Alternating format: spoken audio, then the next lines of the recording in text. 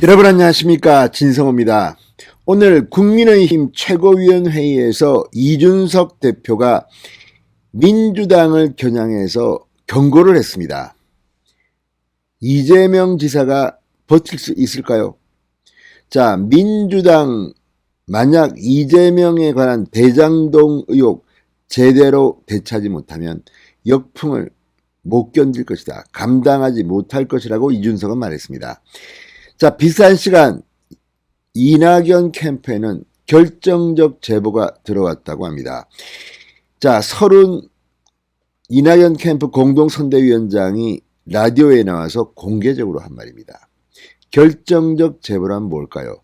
과연 이재명이 언제까지 버틸 수 있을까요?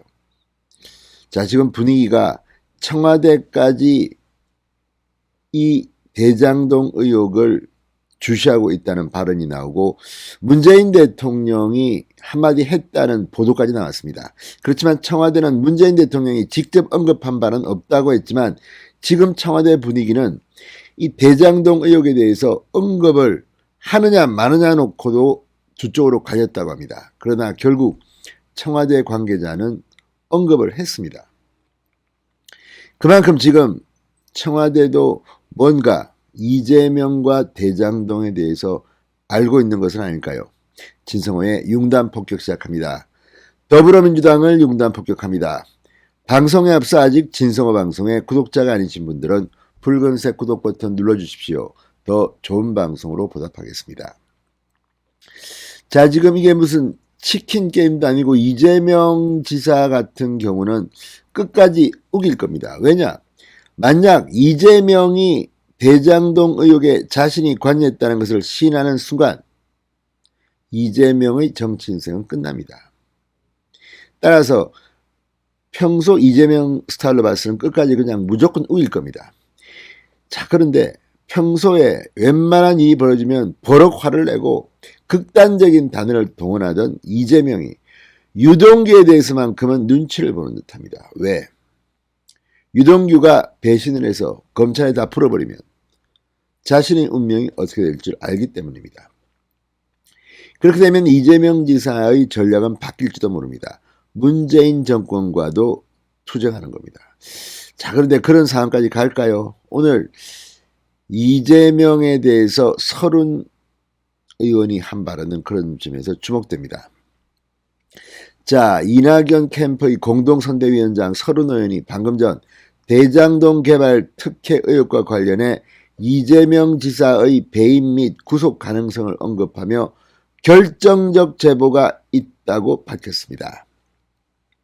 서른 의원은 상식적으로 볼 때 유동규가 지금 배임 이후로 구속되어 있는데 그 위에 있는 성남시장이 설계했다고 본인 스스로 이야기를 했다. 시장이 배임 혐의가 있을 가능성이 얼마든지 있는 사안이다. 후보가 구속되는 상황도 가상할 수 있다. 이렇게 말했습니다. 자, 진행자가 이 KBS의 최경영 기자가 이 대장동과 관련해서 캠프 쪽에 제보가 들어오고 있나 이렇게 묻자 서른 의원은 들어오고 있다. 많은 제보가 들어와 있는데 우리가 수사권이 없기에 그냥 알고만 있지 이야기하기가 참 힘든 구조다. 제보 중 일부는 정말 위험해서 지금이라도 알려야겠다는 것들은 말들을 해달라. 이런 요청에 설 의원은 지금 결정적인 부분들도 있다고 볼 수 있다.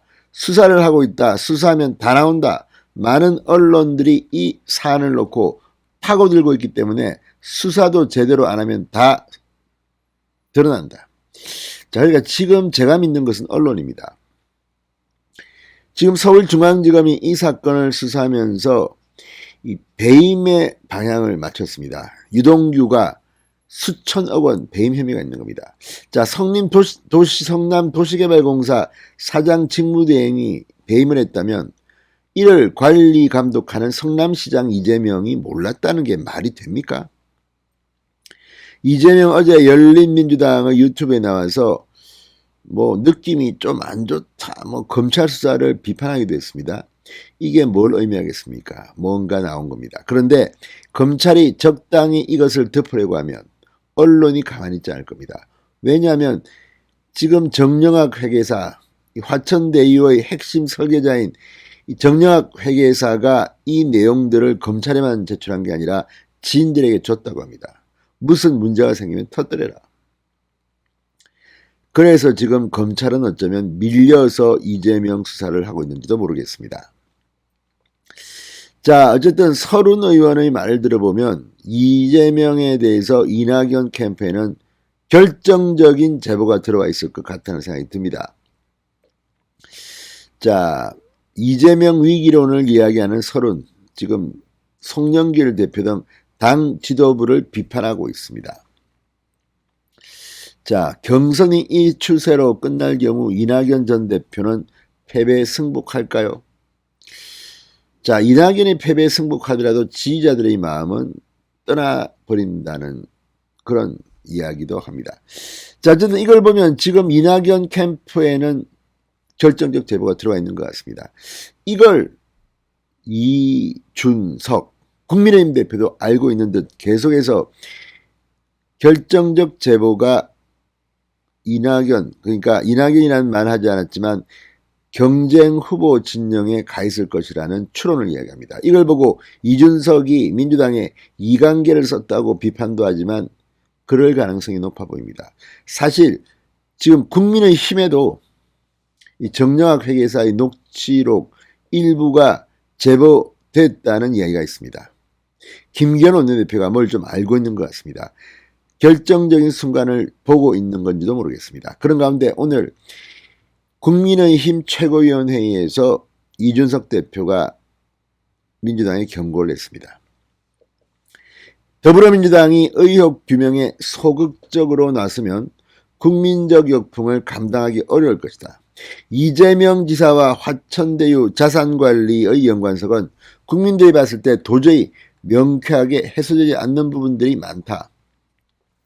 민주당 내에도 양심을 가지고 있는 인사가 많다고 본다. 가장 먼저 특검 불가피성을 언급한 이상민 의원에 이어 대권 후보도 당내 민감한 상황이지만 진실 규명에 동참했으면 한다. 자, 지금 여당 소속이라도 국민적인 의혹 사안에 대해 국민의 뜻을 받드는 것이 국민이 선출한 국회의원의 의무다. 제가 특별히 언급한 사람이 박용진, 이낙연 후보인데 박 후보는 특검에 동의하기 어렵다고 했다. 이낙연 후보도 본인의 입장이 무엇인지 정확하게 국민 앞에 밝혀야 한다. 민주당에서 협력할 분들이 있으면 협력하고 그렇지 않다면 더 강한 자세로 대국민 홍보전을 강화하겠다. 전국 각지에서 다양한 세대와 계층에서 창의적 방식으로 이런 투쟁을 기획해 나가고 꼭 특검을 관철시키겠다. 자, 어제 청와대를 향한 이 도보 투쟁을 이제 좀 더 강하게 하겠다고 이준석은 말했습니다. 무엇보다도 이 사안은 묘합니다.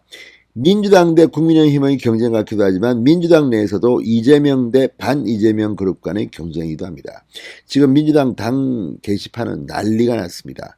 경선 중단 요구가 있습니다. 자, 어쨌든 서른이 말한 결정적 제보가 뭔지 이재명 잠이 오지 않겠습니다. 진성호의 윤단 폭격이었습니다.